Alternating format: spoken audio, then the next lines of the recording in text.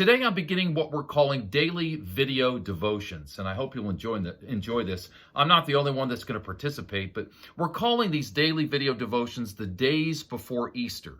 And we're going to use the Gospel of Mark to help us all see that life culminates at Easter.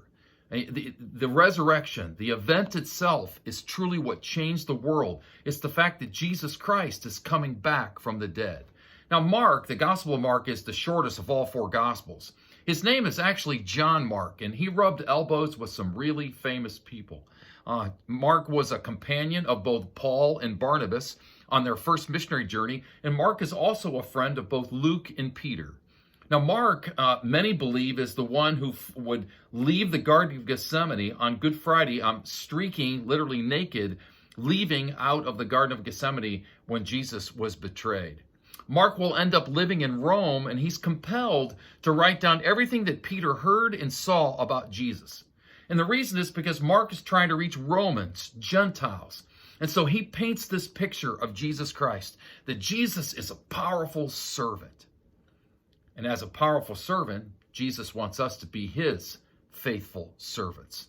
And so Mark emphasized all the things that Jesus did. He portrays Jesus as busy. And Romans, Gentiles, would have loved this.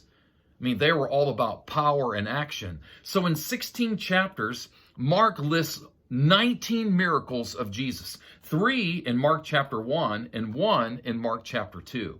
Now here's one miracle of Jesus. It's in Mark 1, starting at verse 29. It says, as soon as they had left the synagogue, they went with James and John to the home of Simon and Andrew. That's Peter. Peter and Andrew. Simon's mother-in-law was in bed with a fever, and they immediately told Jesus about her. So he went to her, took her hand, and helped her up.